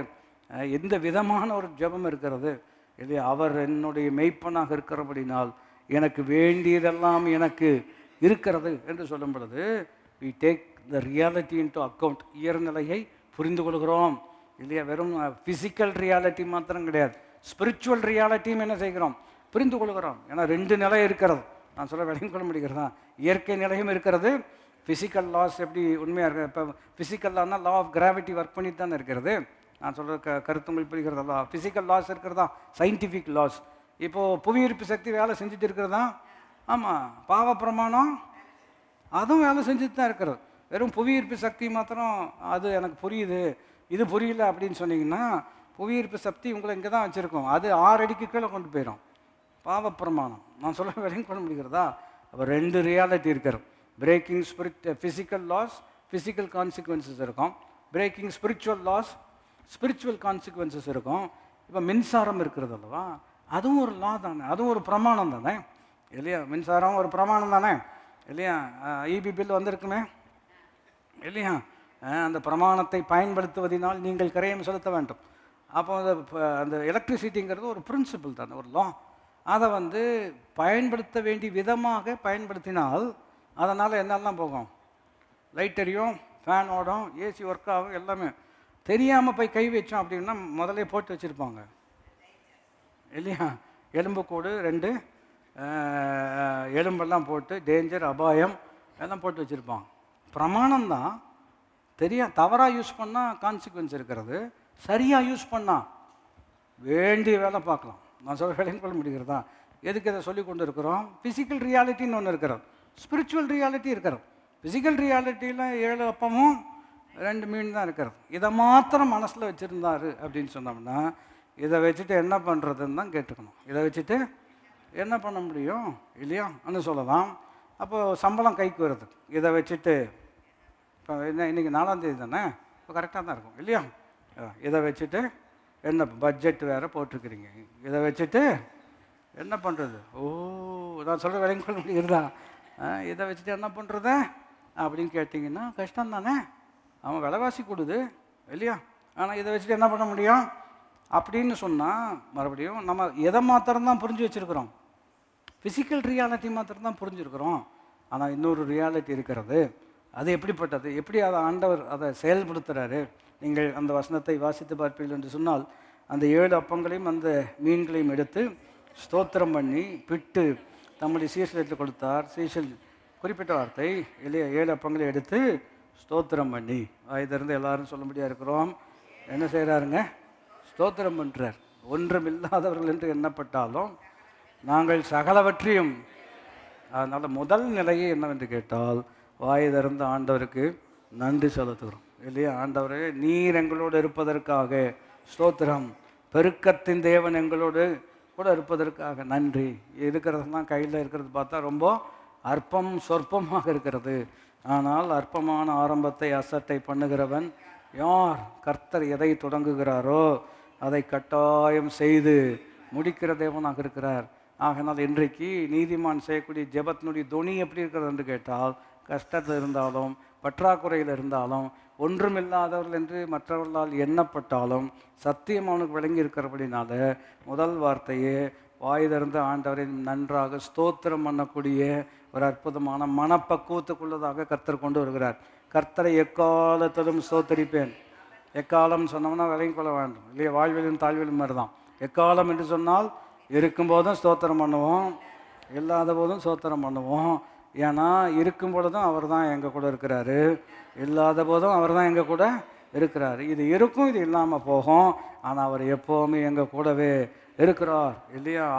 அவர் உங்களை கைவிடுவதும் இல்லை, உங்களை விட்டு விலகுவதும் இல்லை என்று சொல்லியிருக்கிறாரே. ஆகினால் நீங்கள் தைரியம் கொண்டு, கர்த்தர் எனக்கு சகாயர், நான் பயப்பட மாட்டேன், மனுஷன் எனக்கு என்ன செய்வான் என்று சொல்லலாமே இல்லையா? அப்போ ரொம்ப அற்புதமாக வாய் திறந்து ஸ்தோத்திரம் பண்ணி அப்படின்னு இருக்கிறோம். அப்போ ஒரு அற்புதமான பிரமாணம் என்னவென்று கேட்டால், இவ்விதமாக ஒருவர் சொல்லுகிறார், அதாவது when does multiplication really begins to happen? நம்முடைய வாழ்க்கையில் பெருக்கம் எப்பொழுது ஏற்படுகிறது என்று சொன்னால், இருப்பதற்கு நன்றி சொல்ல பழகினால்தான் பெருக்கமே நம்முடைய வாழ்க்கையில் வரும். இந்த கிரேட்ஃபுல்னஸ்ங்கிறது ரொம்ப ரொம்ப முக்கியம். திரும்ப சொல்ல முடியாது. இருப்பதற்கு என்ன இருக்குதோ அதுக்கு முதலாவது என்ன செய்ய வேண்டும்? நன்றி சொல்ல வேண்டும். ஒன்றுமே இல்லாட்டாலும் அவர் இருக்கிறார் அல்லவா? Ebrேயர் 13 தான் வச்சுக்கணும். அவர் இருக்கிறார் அல்லவா? அப்போ வாய் திறந்து என்ன தான் செய்யணும்? நன்றி தான் சொல்லணும் இல்லையா? நன்றி சொல்லணும். நன்றி சொல்லும் பொழுது தான் நன்மையில் ஒரு மிகப்பெரிய பெருக்கத்தை கர்த்தர் நம்முடைய வாழ்க்கையில் என்ன செய்கிறார்? கொண்டு வருகிறார். கிரேட்ஃபுல்னஸ் இல்லை அப்படின்னு சொன்னோம்னால பெரிய மாற்றங்களெல்லாம் என்ன செய்யாது, வராது. பாருங்கள், 1 கொரிந்தியர் 10ஆம் அதிகாரம், அவர்களில் அநேகரில் கர்த்தர் பிரியமாயிருக்கவில்லை அப்படின்னு இருக்கிறதா? அதில் ஒரு பிரச்சனை என்ன அவங்ககிட்ட அப்படின்னு சொன்னால், அவர்கள் முறுமுறுக்கிறவர்களாகவே இருந்தார்கள். எப்படிப்பட்டவங்க? முறுமுறுக்கிறவர்கள். நான் சொல்கிறது விளங்கி கொள்ள முடிகிறது அல்லவா? முறுமுறுக்கிறவர்கள் என்று சொன்னால் கான்ஸ்டன்ட் கிரம்பிளிங் அண்ட் மர்மரிங் இல்லையா? இத்தனைக்கும் ஆண்டவர் எங்கே இருக்கிறாரு? கூட தான் இருக்கிறார். பார்க்குற விதமாக இருக்கிறார். பகலில் மேக ஸ்தம்பம், இரவில் அப்படின்னா விசிபிளாக அவங்க பார்த்தாலே கர்த்தர் கூட தான் இருக்கிறாரு. பிற்பாடு இரவு பார்த்தாலே அவரை வச்சுக்கிட்டே தான் என்ன பண்ணுவாங்க? முறுமுறுத்துட்டே இருப்பாங்க இல்லையா? அப்போ ஆண்டவரே, தண்ணி இல்லை, குடிக்கிறதுக்கு எங்களுக்கு தண்ணீர் இல்லை, ஆனால் கொடுக்குற நீர் எங்களோடு இருப்பதினால் நாங்கள் உண்மை ஸ்தோத்திரிக்கிறோம் அப்படியெல்லாம் என்ன செய்ய மாட்டாங்க? சொல்லவே மாட்டாங்க. இதுக்கு நாங்கள் அங்கேயே இருந்திருந்தால் பரவாயில்ல, நாங்கள் அங்கேயாவது அங்கே செத்துருந்தா கூட அப்படின்னு சொல்கிறாங்க இல்லையா. உன் சாகத்தானே வேணால் இங்கேயே போயிரு அப்படின்னு. நான் அப்படி தான் பைபிளில் இருக்குது நரேஷன். அவருடைய பிணங்களெல்லாம் வனாந்தரத்தில் விழுந்தது அப்படின்னு இருக்கிறது அல்லவா. அவங்க எடுத்தோன்னே சாப்பாட்டில் ஒரு சின்ன ஒரு ஒரு இதெல்லாம் நம்ம பலமுறை கற்றுக்கொண்ட விஷயம் தானே. ஆண்டவர் மன்னா கொடுக்குறாரு, நம்ம படிச்சிருக்கிறோம். மன்னான்னு அர்த்தமே என்னன்னா இது என்னன்னு தான் அர்த்தம். ஏன்னா இது என்னன்னு யாருக்குமே என்ன செய்யலை, புரியல. காலையில் சமைச்சு கொண்டு இது என்ன, அதுதான் மன்னா. நான் சொல்ல விளங்க முடியும் தான். இதுக்கு எதாவது பேரை தான் கொடுக்க முடியுமா? இல்லை மன்னா. ஏன்னா இதுக்கு பேரே என்ன இல்லை, அதுதான் பேசிக்காக இல்லையா. அப்போது டெய்லி அதை சாப்பிட்டுட்டு இருந்தால் கொஞ்சம் போர் அடிக்கும்னு அவருக்கு தெரியாதா இல்லையா. நாக்கை படைத்தவருக்கு இது தெரியுமா தெரியாதா? தெரியும். அப்போ கேட்கக்கூடிய விதம் எப்படி இருக்கிறது, ஆண்டவரே மன்னாவுக்காக நன்றி, மன்னாவோடு கூட சைடு கொஞ்சம் எதாவது கொடுத்தா எங்களுக்கு நல்லா இருக்கும், உம்மால முடியாதது ஒன்றுமே இல்லை அப்படி கேட்குறது ஒரு விதம் இல்லையா. இந்த மன்னாவை திங்கிறதுக்கு நாங்கள் மன்னா போனால் நல்லா இருக்கும், ரைட்டு தோண்டு. நான் சொல்ல விலையும் கொள்ள முடிகிறதா, அவன் கேட்குற விதம் தான் நான் சொல்ல புரிகிறது தான். அவள் சத்தம் போட்டு அழுதார்கள்னு வாசிச்சிருக்கீங்களா? அவர்கள் எல்லாரும் தங்கள் கூடார வாசலில் வந்து நின்று சத்தம் போட்டு அழுகிறாங்க இல்லையா. அப்போ எப்படி அழுதுருப்பாங்கன்னு நீங்கள் தான் கற்பனை பண்ணி பார்க்கணும். சின்ன பிள்ளைங்க அழுகும்போது ஒரு விஷயத்தை கேட்டுட்டு அழுதாங்கன்னா எப்படி அழுவாங்க, எல்லாம் பெரிய பெரிய தாடியெல்லாம் வச்சுட்டு கை உயர்த்தி அழுதாங்கன்னா எப்படி அழுதுருப்பாங்கன்னு கொஞ்சம் கற்பனை தான் என்ன செய்யணும் பண்ணி. இதை கேட்டோன்னே மோசைக்கு பயங்கரமாக என்ன வருது, கோபம் வருது இல்லையா. அதனால் ஆண்டவர்கிட்ட போய் இப்படியெல்லாம் கத்துறாங்க. அப்போ ஆண்டவர் சொல்கிறார், சரி சொல்லு அவங்ககிட்ட நாளைக்கு சாப்பாடு தரேன், கறி தரேன் அப்படின்னு சொல்லு அப்படின்னு சொல்கிறார் இல்லையா. மறுபடியும் எதுக்கு கேட்குறோம், எதுக்கு இதை கவனிக்கிறோம் என்று கேட்டால், அவர்களில் அநேகரில் கர்த்தர் பிரியமாய் இருக்கவில்லை. காரணம் என்னன்னா இந்த நன்றி இல்லாத ஒரு குணம் இருக்கிறது. கடைசி நாட்களில் மக்கள் நன்றி உணர்வு இல்லாதவர்களாக இருப்பார்கள். ஆண்டவர் எவ்வளோ கொடுத்துருந்தாலும் இது என்ன, இதையெல்லாம் வச்சுட்டு என்ன, இந்த புத்தி கொஞ்சம் இருக்கும் அப்படின்னு சொல்கிறார். இதெல்லாம் நம்ம ஜெயிச்சு வரணும். மறுபடியும் சொல்லுகிறேன், இருக்கிறவைகளுக்காக நன்றி செலுத்தும் பொழுது தான் இருக்கிறவைகளில் பெருக்கத்தை கர்த்தர் என்ன செய்கிறார், கொண்டு வருகிறார். அவர் இதை எடுத்து வானத்தை பார்த்து ஸ்தோத்திரம் பண்ணி இல்லையா.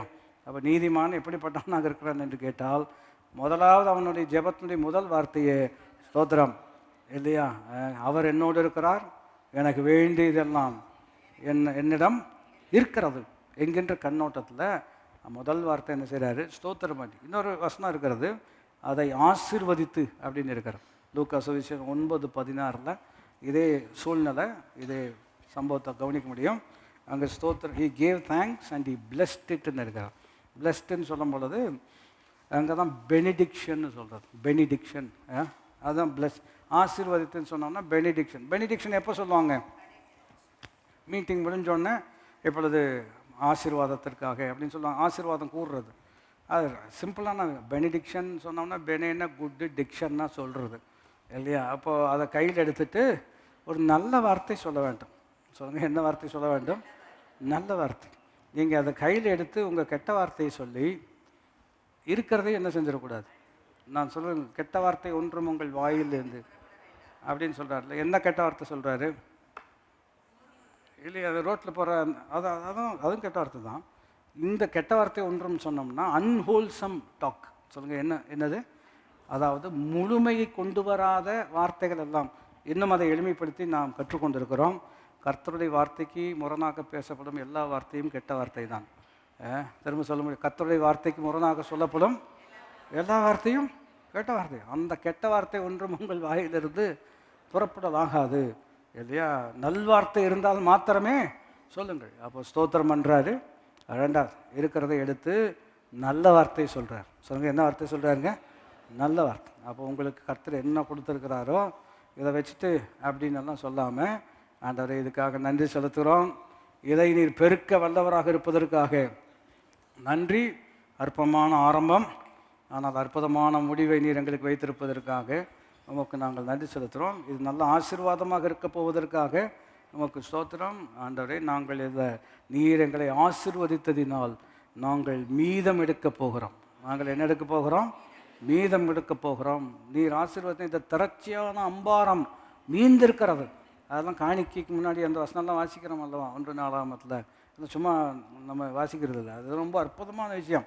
நாங்கள் உமக்கு கொடுக்க தொடங்கினது முதல், உமக்கு கொடுக்க ஆரம்பித்தது முதல் இவ்வளவு திரட்சியான அம்பாரம் மீந்திருக்கிறது.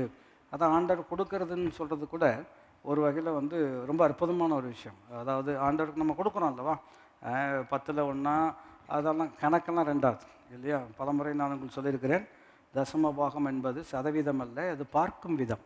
சொல்லுங்கள் என்னதுங்க, how you look at it இல்லையா. அப்போது ஆண்டவருக்கு கொடுக்கறதுன்னு சொல்கிறதே எப்படிப்பட்ட செயல் என்று கவனித்து பார்ப்போம் என்று சொன்னால் பாருங்கள். அப்போது உலக அறிவு என்ன சொல்லுகிறது என்று கேட்டால், உதாரணத்துக்கு 100 ரூபா இருக்கிறது. இந்த 100 ரூபாய் வச்சே உன்னால் சமாளிக்க முடியலன்னு சொல்லும் பொழுது 90 ரூபாய் வச்சு எப்படி சமாளிப்பேன் அப்படின்னு அறிவு கேட்கிறது. சொல்லுங்கள், 100 ரூபாயை வச்சே உன்னால் முடியாது. இல்லை 10 ரூபா அவருக்கு கொடுத்துட்டீங்கன்னா 90 ரூபாயில் எப்படி சமாளிப்பேன்? இது அறிவுபூர்வமான கேள்விக்கு என்ன பதில் சொல்வீங்க?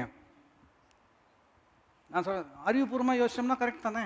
ஏன்னா 100 ரூபாயே பத்தலன்னு சொல்லும் பொழுது அதில் 10 ரூபாயை கொடுத்துட்டு 90 ரூபா வச்சுட்டு என்ன பண்ண முடியும்?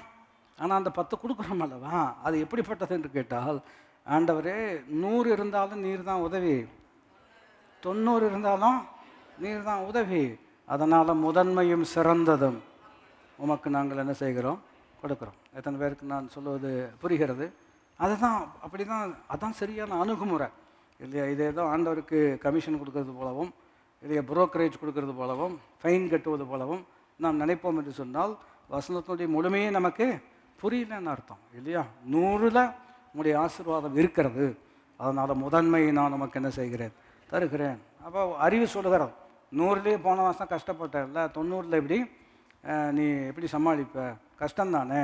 அதனால தான் சொல்கிறேன், நாங்கள் உமக்கு கொடுக்க தொடங்கின நாள் முதல் இந்த திரட்சியான அம்பாரம் அப்படின்னா கொடுக்கறதுக்கு முன்னாடி நிறையா இருந்தே தொடச்சிட்டு தான் இருந்தோம், தொட்டுக்கோ தொடச்சிக்கோன்னு மாதிரி தான் இருந்தது. இப்போ நாங்கள் உங்களுக்கு கொடுக்க ஆரம்பித்தது முதல் தொட்டுக்கோ தொடச்சிக்கோ இல்லை, சாப்பிட்டு திருப்தி அடைந்து மீதம் இருக்கிறோம். நீர் எங்களை ஆசீர்வதித்ததினால், வயதிறந்து சொல்லுங்கள், ஆசீர்வதித்தார். ஆசீர்வதித்தார்னா என்ன அர்த்தம்? நல் வார்த்தை சொல்லியிருக்கிறார். இப்போ நான் சொல்லி கொண்டிருக்கிறது என்ன வார்த்தை? நல் வார்த்தை தானே. அந்த வார்த்தை நான் மாத்திரம்தான் சொல்லணுமா? நீங்கள் உங்கள் சாப்பாட்டு மேலே சொல்லணும். அவர் அப்பத்தையும் தண்ணீரையும் ஆசீர்வதித்து, எப்படி ஆசீர்வதிக்கிறார்? நீங்கள் வாய் திறந்து ஜெபம் தானே, ஆண்டவரை கொடுத்த நல்ல ஆகாரத்துக்காக ஸ்தோத்திரம் இல்லையா, இதை நீர் ஆசீர்வதிப்பதற்காக நன்றி, வியாதியை என்னை விட்டு விளக்குவதற்காக உமக்கு ஸ்தோத்திரம், உம்முடைய வார்த்தை என் உடலுக்கெல்லாம் எப்படி இருக்கிறது, மருந்தாக இருக்கிறது, பலவீனன் தன்னை பலவான் என்று சொல்லுவானாக, என்னை பலப்படுத்துகிற கிறிஸ்துவினாலே. இதெல்லாம் சொல்கிறதுக்குள்ளே சாப்பாடு ஆடிடும். அதனால் கரெக்டாக அளவாக மாத்திரம் நான் சொல்கிறது விளங்கி கொள்ள முடிகிறதா. உதாரணத்துக்காக சொல்லிட்டுருக்குறோம், வார்த்தையை சொல்லி ஜெபம் பண்ணி இல்லையா. இந்த நீங்கள் சொல்கிற வார்த்தை ரொம்ப ரொம்ப முக்கியம். சிலர் அதாவது இப்போ உங்கள் வீட்டுக்கு வர்றாங்களவா, வாங்க அப்படின்னு நீங்கள் சொல்கிறதுக்கும் வாங்க வாங்க அப்படின்னு சொல்கிறதுக்கும் என்ன இருக்கிறது? நீங்கள் சொல்கிறதுலையே அவங்க ஆத்மாவில் என்ன உண்டாகும்? என் ஆத்மாவே ஏன் கலங்குகிறாய், என்ன பண்ணுறது, இவங்க வீட்டுக்கு வந்த ஆகணுமே, வேறு வழி இல்லையே. நான் சொல்ல புரிகிறதா? அவன் அந்த வார்த்தை இருக்கிறது அல்லவா பெரிய மாற்றத்தை, வேர்ட்ஸ் கிரியேட் என்வாயர்மெண்ட், இதெல்லாம் பொது அறிவு தானே இல்லையா. வார்த்தை, பொதுவான வார்த்தையை ஒரு சூழ்நிலை என்ன செய்கிறது, ஏற்படுத்துகிறது. அப்போ பொதுவான வார்த்தையை சூழ்நிலை ஏற்படுத்துகிறது என்று சொன்னால் தேவ வார்த்தை தெய்வீக சூழ்நிலை ஏற்படுத்துகிறது. சொல்லுங்கள், தேவ வார்த்தை. நான் இப்போ சொன்ன உதாரணம் தான், வாங்க அப்படின்னு சொன்னாலே அட்மாஸ்பியரை டாக்ஸிக் என்வாயர்மெண்ட்டுன்னு சொல்கிறாங்கல்லவா. ஆஃபீஸில் எப்படி இருக்கிறதுங்க, டாக்ஸிக் என்வாயர்மெண்ட் அப்படின்னா என்ன அர்த்தம்? அவங்க பேசுகிற பேச்சு எல்லாம் இருக்கிறது அல்லவா, அங்கே மனுஷன் என்ன செய்ய முடியாது, வேலை செய்ய முடியாது, அந்த மாதிரி இருக்கிறது இல்லையா. I am suffocating in my ஒர்க்னு சொல்கிறாங்க இல்லையா, அதான் ரொம்ப உண்மை. நான் சொல்கிறேன், மனிதனுடைய வார்த்தைகள் ஒரு சூழ்நிலையை ஏற்படுத்தும் என்று சொன்னால் தேவனுடைய வார்த்தை தெய்வீக சூழ்நிலை ஏற்படுத்தும். அந்த தேவ வார்த்தை உங்கள் இருதயத்திலும், இது தூரத்தில் இல்லை, பழைய ஏற்பாட்டினுடைய ரெஃபரன்ஸ் எடுத்துட்டிங்கன்னா இது எங்கேயோ மலை கடந்து ஒரு இடத்துல இல்லை, கடல் கடந்து போக வேண்டிய அவசியமும் இல்லை, இது வானத்துலையும் கிடையாது, இல்லையா பாதாளத்துலையும் கிடையாது. இந்த வார்த்தை உங்கள் இருதயத்திலும் உங்கள் வாயிலும் இருக்கிறது. அந்த வார்த்தையை சொல்லுகிறார் இல்லையா, ஸ்தோத்திரம் பண்ணுறாரு. ரெண்டாவது வாய் திறந்து இதை ஆசீர்வதிக்கிறார். நான் சொல்லுகிறேன், ஆரம்பம் எப்படி இருந்தது, ஒன்றும் இல்லாதவர்கள், எதை வச்சுட்டு ஒன்றும் பெருசாக என்ன செய்ய முடியாது, பண்ண முடியாது. நீங்கள் கவனித்து பார்ப்பீர்கள் என்று சொன்னால் அப்பொழுது பாருங்கள் மத்தேயு 15, அப்பொழுது அவர் ஜனங்களை தரையில் பந்தி இருக்க கட்டளையிட்டு அந்த 7 அப்பங்களையும் அந்த மீன்களையும் எடுத்து ஸ்தோத்திரம் பண்ணி பிட்டு தம்முடைய சீஷர்களுக்கு கொடுத்தார். சீஷர்கள் ஜனங்களுக்கு என்ன செய்தார்கள், பரிமாறினார். இப்போ வாசிங்கள், எல்லாரும் சாப்பிட்டு திருப்தி அடைந்தார்கள். மீதியான துணிக்கைகளை 7 கூடை நிறைய. 32ஆம் வசனம் வாசிச்சிங்கன்னா 37 எப்படி ஒரு முடிவு வரும்னு நினைக்கிறீங்களா? வரும்னு நம்ம எதிர்பார்த்துருப்போமா? வாய்ப்பே கிடையாது. ஏன்னா 32 பார்த்தீங்கன்னா, பாவம் எனக்கு வருத்தமாக இருக்குது, பசியாக போயிடக்கூடாது, சோர்ந்து போயிடுவாங்க, அதெல்லாம் கரெக்டு தான். ஆனால் 37 வரும்பொழுது எல்லாரும் சாப்பிட்டு திருப்தி அடைந்து மீதம் எடுத்தார்கள் இல்லையா? 32 ஒன்றுமில்லாதவர்கள், 37 எல்லாம் உடையவர்கள். இடையில என்ன இருக்கிறது? அவருடைய வார்த்தை தான் இருக்கிறது. அவர் இருக்கிறார், அவர் வார்த்தை. இன்னைக்கு யார் இருக்கா? அவர் இருக்கிறாரு. ஆமாம், 37ஆம் வசனம் தான் நம்முடைய முடிவு. எத்தனை பேர் புரிந்து ஆமேன்னு சொல்ல முடியும்? அதுதான் நம்முடைய நிறைவு. ஆகினால் இன்றைக்கு குறைவின் மத்தியில் நீங்கள் வந்திருப்பீர்கள் என்று சொன்னால், குறைவின் மத்தியிலேயும் நீதிமான் எப்படி ஜெபம் பண்ணுகிறான் என்று கேட்டால், ஆண்டவரே உமக்கு ஸ்தோத்திரம் இல்லையா, நீர் என்னோடு இருப்பதினால் எனக்கு வேண்டிய எல்லாம் எனக்கு இருக்கிறது. இந்த வார்த்தைகளை சொல்லி முடிக்கும்படியாக விரும்புகிறேன். இருக்கிறவைகளுக்காக நன்றி செலுத்த வேண்டும், இருக்க வேண்டியவைகளுக்காக அவரை நம்ப வேண்டும். அதுதான் பிரமாணம். இருக்கிறவைகளுக்காக we thank God for what we have and we trust God for what we need to have. நமக்கு என்ன தேவையோ அதற்கு அவரை நம்புகிறோம். என்ன இருக்குதோ அதற்கு நன்றி செலுத்துகிறோம். எத்தனை பேர் நன்றி சொல்வதற்கு விஷயம் இருக்கிறது? நம்ப வேண்டியதற்கு ஏராளம் இருக்கிறது. ஆகையினால் நன்றியும் சொல்லுகிறோம், நம்பவும் செய்கிறோம். நீதிமான் செய்யக்கூடிய ஊக்கமான வேண்டுதல் மிகுந்த பலனுக்கு ஏதோ. எல்லாரும் எழும்பி நின்றவர்களாக தேவனை நோக்கி பார்க்கக்கூடிய அற்புதமான நேரம். ஆண்டவர் நமக்கு அற்புதமாக உதவி செய்ய அவர் வல்லமுள்ளவராக இருக்கிறார். அவருடைய கிருபை நமக்கு போதுமானதாக இருக்கிறது. அவர் பாராட்டுகிற அன்புக்காக, தயவிற்காக, சத்தியத்தை கற்றுக் கொடுக்கக்கூடிய விதங்களுக்காக ஆண்டவருக்கு நாம் நன்றி செலுத்தினவர்களாக நம்முடைய கரங்களை பரத்துக்கு நேராக உயர்த்தி ஒரு சில நொடிகள் இருக்கிறவைகளுக்காக நாம் நன்றி செலுத்த போகிறோம். எத்தனை பேர் ஆண்டவர் கொடுத்துருக்கிறார்? ஏற்கனவே ஏகப்பட்ட நன்மை கர்த்தர் கொடுத்துருக்கிறார். நம்ம இல்லைன்னு நினைக்கிறோம். ஏகப்பட்ட கவுண்ட் யுவர் பிளெஸ்ஸிங்ஸ், உன்னுடைய ஆசீர்வாதங்களை எண்ணிப்பார் இல்லையா? அதை எண்ணி பார்ப்போம் என்று சொன்னாலே அவர் நமக்கு செய்த நன்மைகள் இவ்வளோ திரளாக இருக்கிறது, ஏராளமாக இருக்கிறோம். You will be surprised what God has done for you. ஆண்டவர் நமக்கு செய்த விஷயங்கள் நமக்கே ஆச்சரியத்தை கொடுக்கக்கூடிய விதத்தில் அவ்வளோ நன்மைகள் கர்த்தர் நமக்கு செய்திருக்கிறார். இருக்கிறவைகளுக்காக நன்றி செலுத்த வேண்டும். இருக்க வேண்டியவைகளுக்காக நாம் கர்த்தரை நம்ப வேண்டும். கரங்களை பரத்துக்கு நேராக உயர்த்தி வாய் திறந்த ஆண்டவரே, எங்களுக்கு ஜீவன், சுகபலன், ஆரோக்கியம், கிருபை கொடுத்திருப்பதற்காக நன்றி. ஆண்டவர் இருக்கிறவைகளுக்காக நன்றி செலுத்துவோம் என்று சொல்லும் பொழுது, ஆண்டவரை நீர் எங்களோடு கூட இருக்கிறீர், நீர் இருக்கிறீர், உங்களுடைய வார்த்தை இருக்கிறது. ஆகினாலே நாங்கள் உமக்கு மனதார நாங்கள் நன்றி செலுத்துகிறோம். இருக்க வேண்டியவைகளெல்லாம் கட்டாயம் வந்து சேரும். எங்கள் நம்பிக்கை உண்மையில் இருக்கிறபடினால் நிச்சயமாகவே நல்ல முடிவுண்டு. எங்கள் நம்பிக்கை ஒருபோதும் வீண் போவதில்லை என்பதற்காக நாங்கள் உம்மை மனதாருமை நாங்கள் ஸ்தோத்திரிக்கிறோம். உம்முடைய கிருபை எங்களுக்கு போதுமானதாக இருப்பதற்காக நன்றி. நாங்கள் கட்டாயம் மீதம் எடுக்கக்கூடிய கிருபை நீர் எங்களுக்கு தருவதற்காக நன்றி. எங்கள் மேல் ஆண்டவரை பரிதவிக்கிற நீர் பிரதான ஆசாரியனாக இருப்பதற்காக உமக்கு ஸ்தோத்திரம். எங்கள் கஷ்ட நஷ்டங்களை புரிந்து கொள்ளுகிறவர் மாத்திரமல்ல, அவைகளில் எங்களுக்கு உதவி செய்யக்கூடிய தேவனாக நீர் இருப்பதினால் நாங்கள் வாய் திறந்து நன்றி சொல்லுகிறோம், நன்றி சொல்லுகிறோம், நன்றி சொல்லுகிறோம். இருப்பவைகளுக்காக நன்றி சொல்லுகிறோம். இருக்க வேண்டியவைகளுக்காக நீரே எங்கள் நம்பிக்கையின் நாயகனாக இருப்பதற்காக நன்றி. உண்மையில் நம்பிக்கை வைத்த நாங்கள் ஒருபோதும் வெட்கப்பட்டு போவதே இல்லை. எங்கள் ஆத்மாவை நீர் தேற்றுகிறீர், நீதியின் பாதையிலே எங்களை நடத்துகிறீர். கரம் தட்டி அப்படிப்பட்ட தேவனை நாம் சோத்திரம் பண்ணுவோம். ஹல்லேலூயா. Thank you Jesus, thank you Jesus. நல்ல ஆண்டவரே, உம்முடைய நாமத்தை நாங்கள் துதிக்கிறோம். உம்முடைய கிருபை நினைத்து நாங்கள் உம்மை ஸ்தோத்திரிக்கிறோம். இந்த நாளில் உம்முடைய வார்த்தை எங்கள் இருதயங்களிலே வேறு கொள்ளட்டும். அற்புதமான மாற்றங்களை நீர் ஏற்படுத்துவதற்காக நன்றி. எங்கள் மனதை புதிதாக்கி எங்கள் வாழ்க்கையை நீர் மறுரூபப்படுத்துவதற்காக நன்றி. நீர் சொன்ன அற்புதமான வார்த்தைகளை நாங்கள் நினைவு கூறுகிறோம். இருக்கிறவைகளுக்காக நன்றி செலுத்துகிறோம். இருக்க வேண்டியவைகளுக்காக நாங்கள் உம்மை நம்புகிறோம். எங்கள் நம்பிக்கை ஒருபோதும் வீண் போகாது. நீர் எங்கள் தேவன், நாங்கள் உம்முடைய பிள்ளைகள். நீர் எங்களை அற்புதமாய் நடத்தப் போவதற்காக நன்றி. வார்த்தையை கேட்கும்படி நேரம் முதலீடு செய்த உம்முடைய மக்களுடைய வாழ்க்கையில் முதன்மையான நன்மைகளை அவருடைய வாழ்க்கையில் நீர் அருளி நீர் அவளை ஆசீர்வதிப்பீராக, அற்புதமாய் நடத்துவீராக. கிருபை பெருகட்டும்.